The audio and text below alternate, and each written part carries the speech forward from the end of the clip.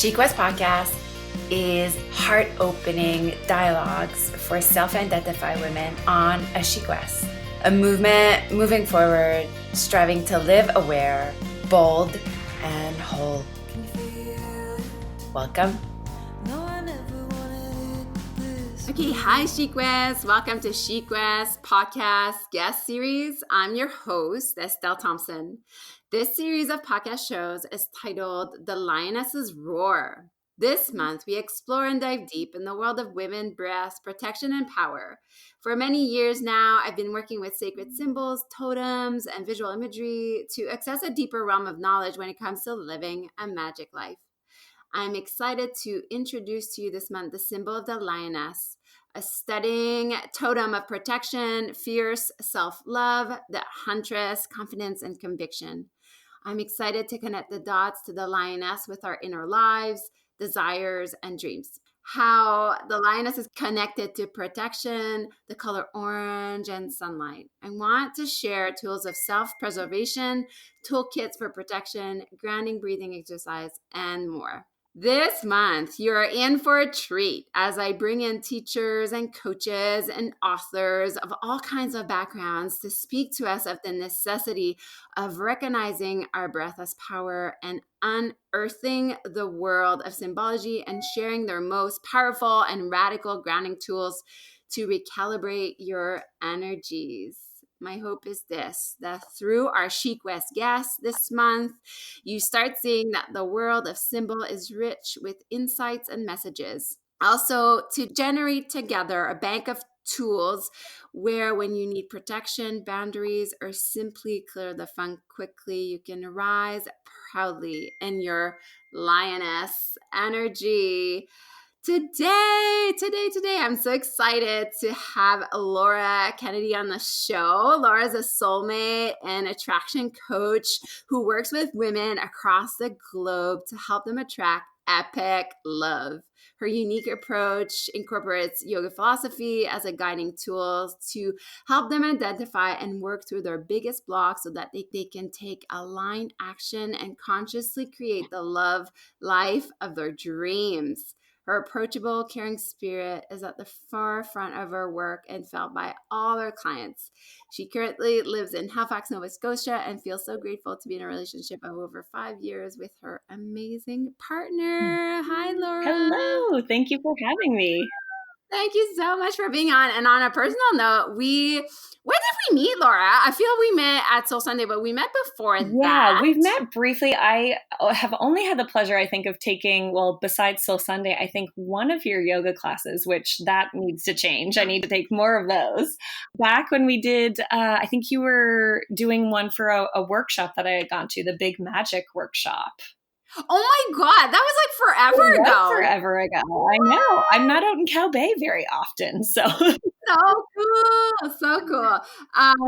Well, thank you so much for being on the show. And we're adapting the theme a little bit to fit just like what you offer. And I'm just so excited to expose the members to the richness of what you offer. I just love it so much. And on the Chic West podcast, my first question is always, what makes you feel alive today? So that's how I start. What makes you feel alive today? Love it. That is a great question. So today in particular, I love connecting with people. So the fact that we're doing this makes me feel alive. I also had a really lovely coffee date this morning with two, like-minded soul sisters. And one thing in particular, just like the weather today is gorgeous. So I'm really, really hoping to get out for like a little walk at least in between client sessions and that kind of thing. The birds are chirping and yeah, I don't know if you've been outside today, but it's beautiful. So those are. It is. It's super mild for January. Yeah, I know. My birthday's in January and I always just think of it. It's like, it's always a cold time, but it's absolutely gorgeous out there today. So. Wait, it's your birthday today? No, not today. No, a couple weeks ago.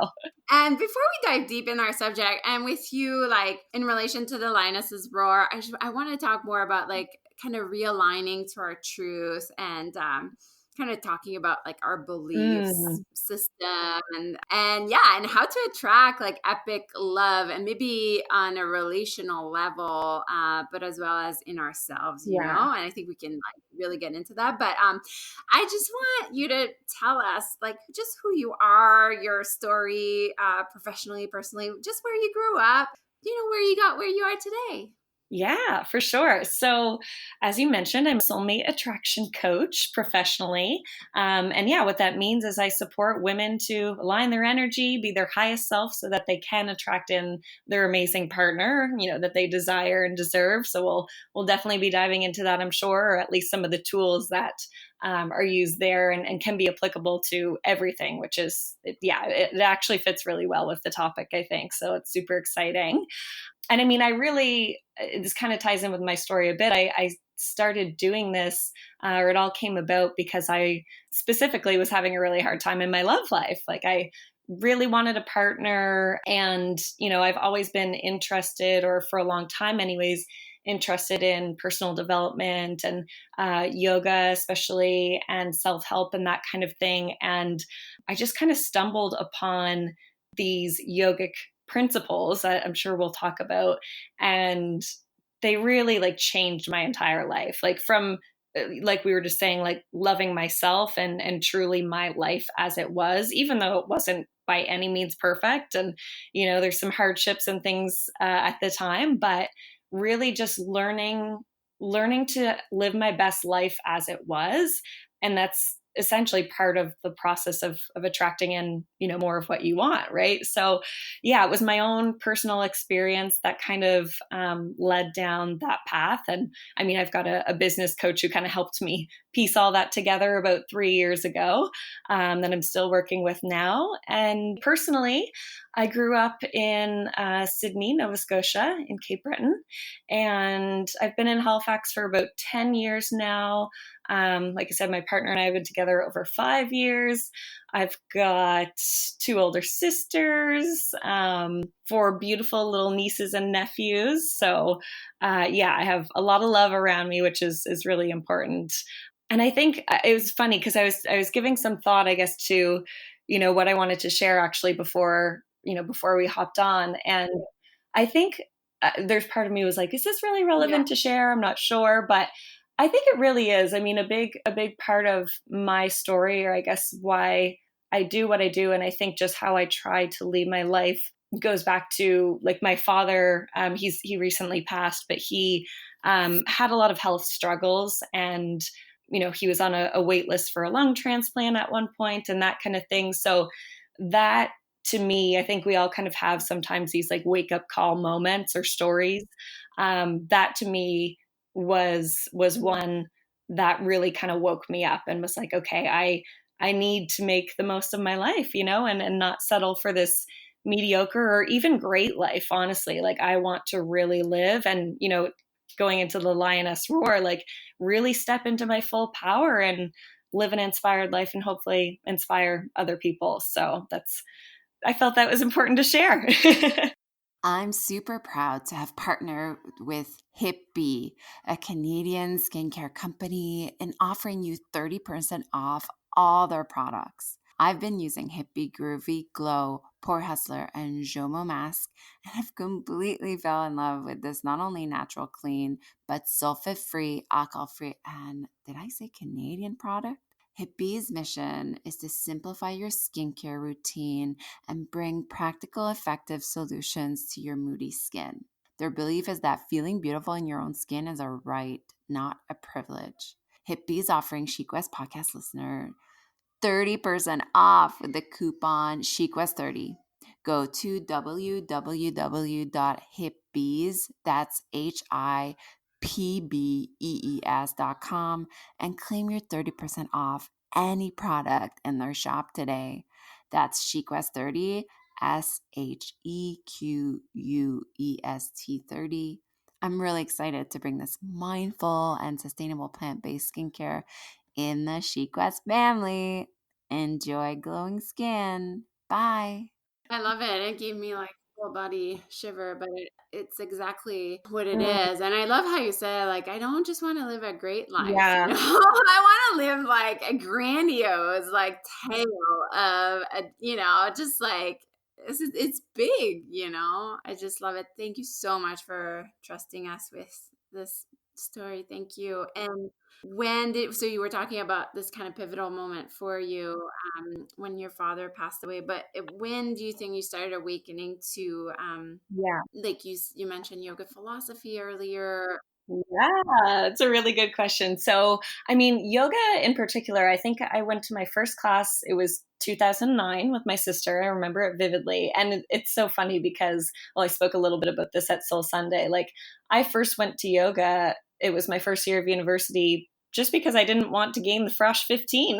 Like, I just wanted to, do something to keep active and that Yeah. sort of thing. And of course, I soon started to realize how it had so many more benefits, than just the physical body. And then it was, so I kind of latched onto that, right? I loved it. That was definitely my exercise of choice for years. And then it was in 2012, I think. I was out in Calgary actually doing a work term for university. And so I was at a different yoga studio there, and they had put on a workshop around yoga philosophy, in particular, these 10 principles, which are the yamas and the niyamas in Sanskrit. Those are the principles that I fell in love with and like really started to implement in my life. And I took courses around them and took my yoga teacher training, I think a year or two later, to really deepen my knowledge of yoga as a whole, including those principles still. And then my coaching business, I started working on that about 3 years ago, I think it was. And yeah, I didn't know right at first that I wanted to do love coaching in particular. I just knew that I wanted to impact women in a really powerful way and just like generally help them live that amazing life. And I kind of looked at my own life and where I felt I had the most transformation. And it was definitely my love life, kind of going from really not that great to amazing. Yeah. And I've learned so much and I'm continuing to learn so much in love and life in general, right? Like, I don't think that will ever stop. And yeah, I really love that. So, And just tell us, like, when you like, how do you do that to help people, like, just like how to guide them to identify their mhm. biggest blocks or where they're stuck? Like, how do you Yeah. pinpoint that? And Chic West, we do a lot of shadow work Yeah, for and sure. So that's the thing is everyone, as you know, everyone is so unique and individual, right? And we all have certain experiences that really do shape our beliefs, what we think is possible, our outlooks, that sort of thing, our habits, patterns, whether they're supporting us or they're not. And that's the thing I often say is like, if we feel like something is missing or we don't quite have what we want, I mean, yes, there are tangible things, of course, that we can do to help us, move closer towards that. So in love, for example, yeah, you want to be putting yourself out there, maybe online, maybe in person, in order to meet people, communication skills, those kind of hard things. But in order to actually do that at all, or to do it like authentically in your highest self, I like to say, we do need to look at within and kind of see what is that block, right? Or perhaps opportunity is a nicer way to put it. So yeah, I use these 10 yogic principles, the yamas and the niyamas that I mentioned, as a really big guiding tool throughout my work. So, over the course of work with clients, we'll go through each of them, and they all have many layers. I know you're familiar with them. So they all have many layers to them. And again, each person's individual experience will kind of affect what works for them, what doesn't.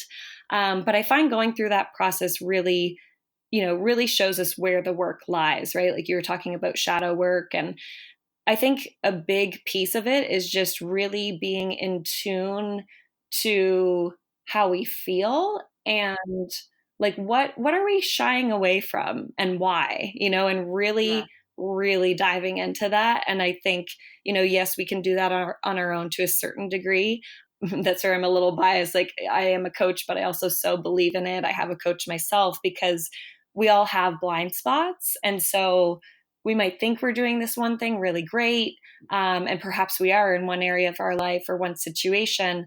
But when we dive deep and kind of really, look at things a little more intentionally, oftentimes we see things that maybe we didn't at first that are really big opportunities to work through. So I know it's hard to kind of go into specifics because everyone's so different. But I love everything you say because it's so like I have mentors too. Mm-hmm. Like I think we can't do the work that we're doing, and not have people like, Yeah. it just propels us so much further, Mm. when we have the kind of nudges, and witnesses, I guess. But Laura, I want to tell you a story because I love this story I have because when you were like talking and just I want to link it to like women that are listening to this that like are not looking to have like a love relationship. When I was like, in my early 20s, I used to attract the biggest assholes. Like it was unreal. Like the way that I would be treated or like literally like let myself be Right. because like I did this to myself, like I mean, those guys, like it's not really their fault, really. But anyways, it's so and like my last, boyfriend, I would say, but like Mm-hmm. I mean, it was pretty on and off before I met my husband. Now, the lying that would happen, like so manipulative and like now when I look back, Mm. it was like my own low self purity, Yeah. and I mean, it's so easy to say that now, but like when you're in it, it's like you don't see like I was Mm-hmm. completely blind to all his lies and all like I would just be so gullible, Mm-hmm. just because I was so starved Yeah. for love because like I wasn't loving myself, and you wouldn't believe this. I have such a it's something I shared in my yoga teacher's training because it was such a moment for me where I realized that the yoga that I was doing in the classroom was like almost like one of the first time I saw it Yeah. revealed in my like outside of the yoga room. And I was like walking through a park and I was just so fed up about that said, asshole. I was just so fed up and I was walking through the park and like Mm. I was like, I was in a walking shavasana. Like it was wild. I was like walking and like, I was like, I don't want to live like this anymore. Like I'm so like I was just so fed up and so Yeah. tired, to be treated the way this guy was treating me, and I remember it's such a clear moment in my mind, like it's such a powerful moment. I was like walking through this park and I was like, Mm. and I said, I was like, I just give it up to you, universe. I give it up to you. I'm just tired of like fighting and being treated like that. And that's the night I met my husband. Oh my God. I love that and actually have like something very similar happen to me in a sense. Like I think, yeah, when you just like you get to a point where you've had enough, and oh, that's really, really cool. Yeah. Yeah, and anyways, now, I mean, I've thought about this moment. Like it felt for me like it was like a walking shavasana. It was Mm. like I was surrendering all to the universe and like Mhm. and just another thing that I remember is like that night like I hadn't worn any makeup. Like I was just like being myself. And I even remember like when I met my husband, I was just so unimpressed. Like I was just so being like so myself, Like I was Yeah. just like whatever. Like Yeah. and it's wild now that I think about it. Whereas previously, I was just trying so hard, and Yeah. it wasn't getting me anywhere. And I was tired. I was just Yeah. I had enough.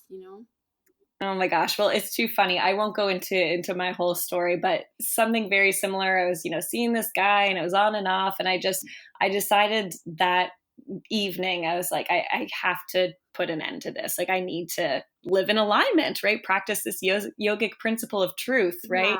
Yeah. And, anyways, the next day, I was at home in Cape Breton. It was Thanksgiving weekend, actually. And I remember a friend had asked me if I wanted to get together with her and, go for a few drinks at someone's place. And I remember saying to my mom, oh, I'm not really sure. I didn't really bring any clothes home that I'd wear out and that kind of thing. And she's like, listen, you should go, just have fun. And I remember wearing like leggings and my mom's top and a pair of her boots. And I was just like, you know what? I'm just going to go have fun. And that's the night that Caleb and I met.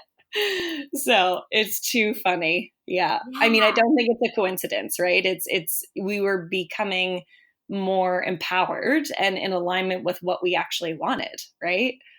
Yeah, and it's like, would you say like when you coach people, or like, I mean, you must hear stories like that often, or maybe not, but Mm. like we truly attract, or manifest what's inside us, Yeah. Yeah. It's a really interesting topic and one I've been having with a lot of people lately, especially like, cause it can be really hard to see when you are in it. Like you said, if you're attracting jerks all the time, like it's like, well, I'm not a jerk. And like, it can be really hard to see. But one common example I get in love with potential clients or clients is that often they're attracting men that they feel are unavailable, and they're like, but I'm so ready. And so it's not a mirror and it doesn't make sense, or I'm attracting people that are mean and that's not me.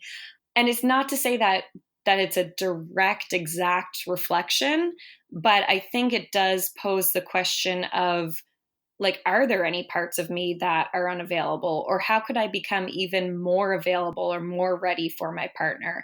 And that's the thing, is like, even if we feel extremely ready or whatever the case is, there's always a next level, and there's some opportunity that we can to better align ourselves.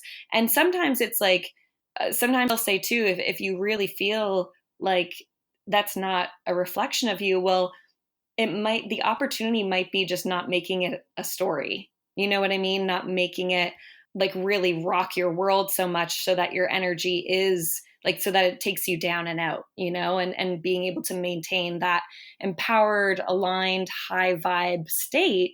And that over time, you'll see that those things or those people don't get attracted to you as much anymore, that aren't a match for that. Like, what tools would you like? Do you recommend? Like, because that's really what the Mm. Lioness Roar is all about. Like, this high vibe. What tools do you use?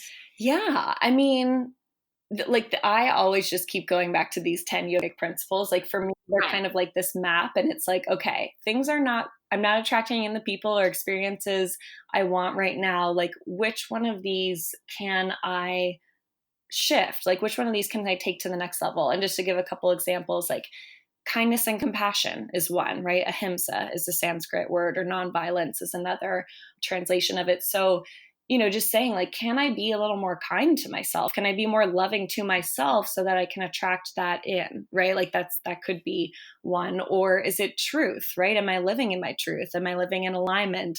Are my actions in alignment with my words or my desires? Am I overcomplicating things? Like simplicity is another one, right? So, like, for me, those ones are really, like, the yogic principles are really powerful. And I use them with my clients. But I think it all comes back to, like, at the very forefront, I think, is having that mindfulness and that space and the support that we need in order to recognize where those tweaks need to be made, right? And everyone's different. So what might be needed for me might be totally different from yourself, Estelle, right? So If I would come up to you, like, how can we start?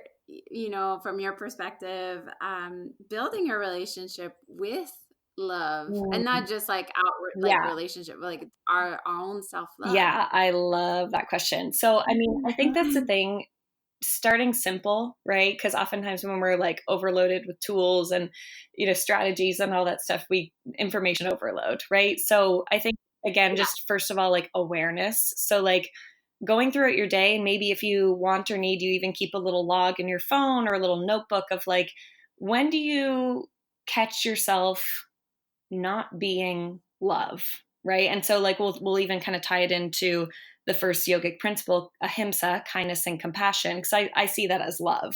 So it's like, in what ways are you being unkind to yourself?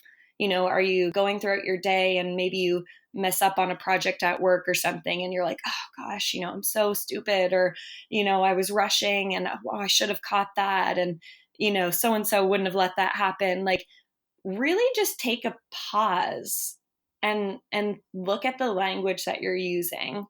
And like, a really powerful question to ask yourself is like, would I ever speak to my best friend that way, or a daughter? Like, maybe you have a daughter, maybe you will in the future, but that can really be a great tool.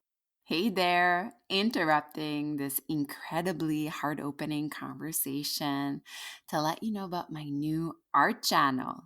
If you are listening to this podcast as a Chic West member, this feature is included in the membership sisterhood community. Yay! More than 21 days of mindful art classes and curated topics for each class, such as 21 days of birds and butterfly, 21 days of women in power, 21 days of love and loss, earth and sky, and so on. This year, I'm running a year-long 112 days of painting meditation where I will upload 9 paintings a month inspired by the Radiant Sutras. Together, inspired by mindful artists from all over the world, we paint 1,000-year-old yogic principles and enter a gateway of wonder and awe. If you aren't part of the membership and would like to try the art channel and meet its community, this option is now available. Use the coupon SHEART, that's SHEART, to get 1 month free, and tell the women you know and love about this outstanding opportunity to develop a home art practice. Chic West membership stores will open again soon, but until then, enjoy my art channel and say yes to creative living, yes to painting for joy, and yes to connection. Now back to our ever-expanding and electrifying conversation. A simple tool, but a great tool to help you notice that you're being really unkind and not giving yourself that love. And then, of course, it's okay, what would I say to them instead? How would I love and support them and shower them with kindness and compassion? And of course, yes, maybe there were some things I could have done differently, but oftentimes we're so hard on ourselves, and that, like, just even that piece can go a really long way. And when we're in that vibration of love more often, we're bound to attract more of that in. And if for some fluke we don't, and we're getting something else, like I said before, maybe it's not that direct reflection, but we don't make such a big deal out of it, or we're able to better manage it and not make it all about us, and just kind of say, okay, no big deal. I trust that what I want is coming, whether it's a relationship or a job, or, whatever it is that you're looking to attract into your life. Do you do this daily love practice, like recognize? Because like when we're so Mm. enthralled into it, like do you use journaling at all, or do you Yeah. Oh my use? gosh, it's too funny. My partner and I were out for a coffee the other day. We both had our journals, and we just got them, like, I don't know, maybe a month ago. And mine's like already, I'm like, I almost need a new one soon. He's like, oh my gosh. I journal a lot. Yeah, I just love that, because I feel like it's always there for me. Just like yoga, just like the breath, your connection to self, like those are things. I think this conversation is so important, because those are things that no one can take away from you. Those are permanent if you allow them to be. So yeah, I think it's really, really beautiful. So journaling is huge for me. And yeah, just as I move throughout my days, I mean, I do my best to be mindful and kind of flip the switch or the script. But I also have a coach as well, and a lot of people on my team of support to kind of help me see where, let's say, I might be unkind or overcomplicating things or that kind of thing, without even being aware of it. Amazing. And what's your own like favorite personal tools for self-growth? Well, personal tools. I have kind of a mixed bag of things. I mean, like I said, journaling, these yogic principles are like my guiding tool. Receiving coaching Yeah. support, just like, I think any way, like for me, I just try to surround myself with positivity and personal growth, like-minded individuals as much as possible. So even on my social media, listening to podcasts, reading personal development books, that kind of thing. I love that point, Laura, about the social media. I do that Yeah. monthly. Like I like kind of clean out. Like I was like, I don't need to see that. Like I don't need this to be Yeah. in my conscious, Exactly. Yeah. I mean, that's the interesting thing yeah. too, is like, I know there's some people that, really don't like social media, and of course it can be a platform, for bad as well, which is unfortunate. But that's the thing, is everything can be good or bad, and it's how you choose to look at it and how you choose to create it, right? And so I think it's just like being really intentional with your actions and what you're surrounding yourself with.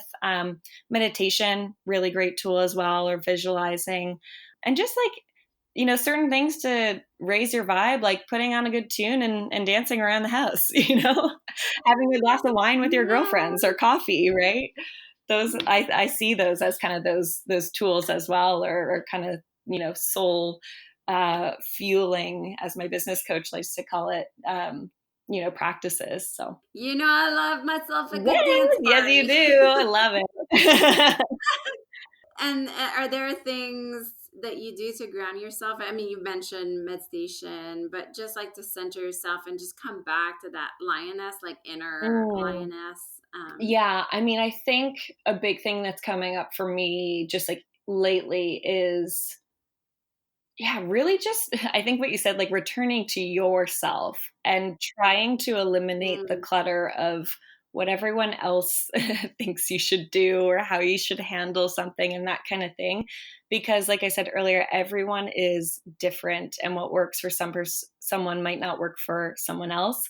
So yeah, I think it's just like, honestly, it can be as simple, like if I'm having a moment where I'm feeling like things are not going the way I want, just to like slow down and close my eyes and take 5 deep breaths and ask the universe for support, or like pick a card from a card deck, or ask for a sign, not things like I do every day, I'll say that, but yeah, definitely things that really do make me feel grounded, and like I said, they're those tools that are there for you whenever you need them. The last questions are just like quick kind of question for you to answer.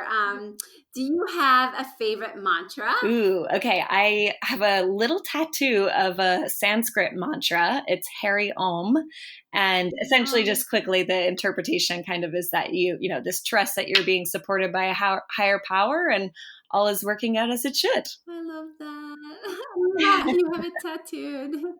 Yes, it's a little one kind of on my right rib cage, I guess. I love it. I always think of mantras as like literally like invisible word tattoos, but you have yours like truly tattooed. Because I always will need that reminder, no matter what. It's applicable to everything. I love that. And do you have a favorite flower? Probably sunflower or Oh, happy me flower. too. They're my favorite too. Yeah. What about a favorite book you've read? Like it can be about art, but it can be about what we've spoken about too during this podcast. Favorite book specifically about art, actually, one that's coming to mind, which is so funny because I know, I think your SheQuest members may have read Yeah. this, yeah, it was so funny. I saw someone post it and I was like, oh my gosh, that's my favorite book about art, The War of Art, Yes. right?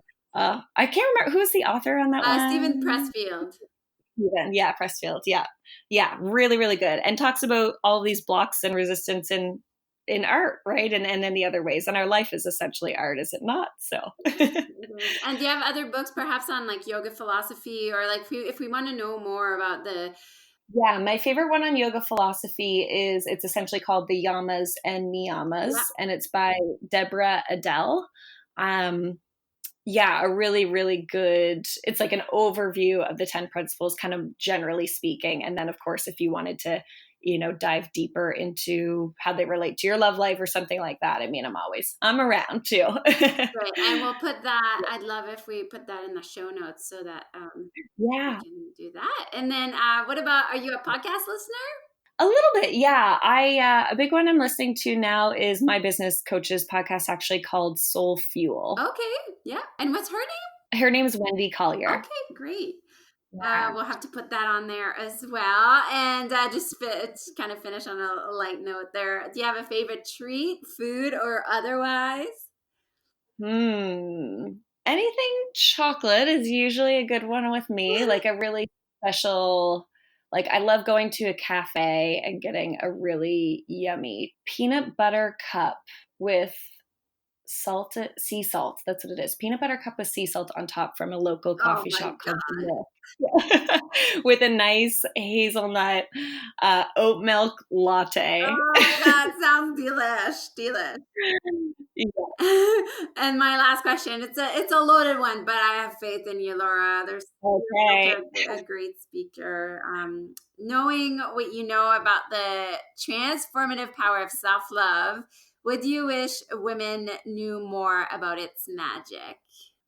Yeah. I mean, I think what I would say to that is just like, I know, self-love and self-care, it kind of gets overhyped maybe a little bit these days, or in a sense, it's kind of underhyped. I guess I should say, like, it's not just, I think my sister had put it this way before. It's not just like bubble baths or, whatever, like really deep self-love. Like, if you can do that, your world can truly open up and you can really attract in all of your deepest desires. Like I said, no matter if that's the relationship of your dreams or career or, whatever it is that you're looking for, like things can really, really, really start to open up when you look inside yourself and remove the blocks or work on the blocks that are preventing you from being in that like really aligned, loving place. And it doesn't have to be, I think, as difficult as we make it out to be sometimes too. I think that's an important note to add. Like,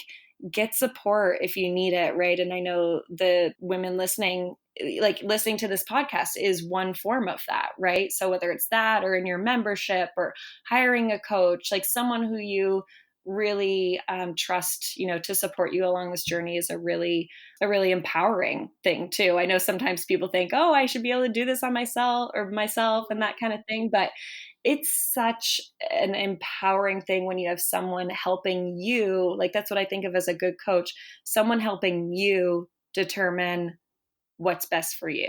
You know what I mean? Yeah, that's what I would say about that. I love it. Yes, and I know what you mean. You're such a delight. You're such a delight, Laura. And I just love what you exude and what you're all about. Thank you so much for coming on today. And where can we find you and how can we support you if we want more of Laura? How can we do Yes. that? Well, first of all, thank you so much. This was such a fun conversation. I'm sure we could chat forever. Yes.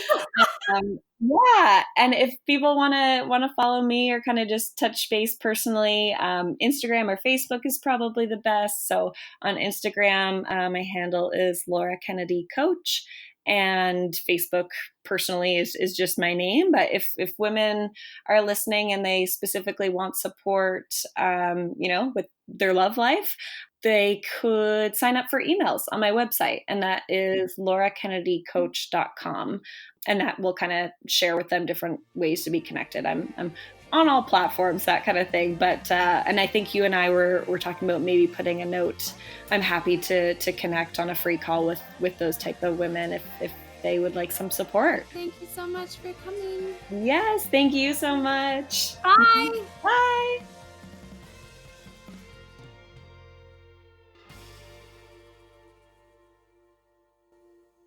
This podcast was produced by Tosh Taylor of the Podcast Hub Productions. Find her online at podcasthub.ca.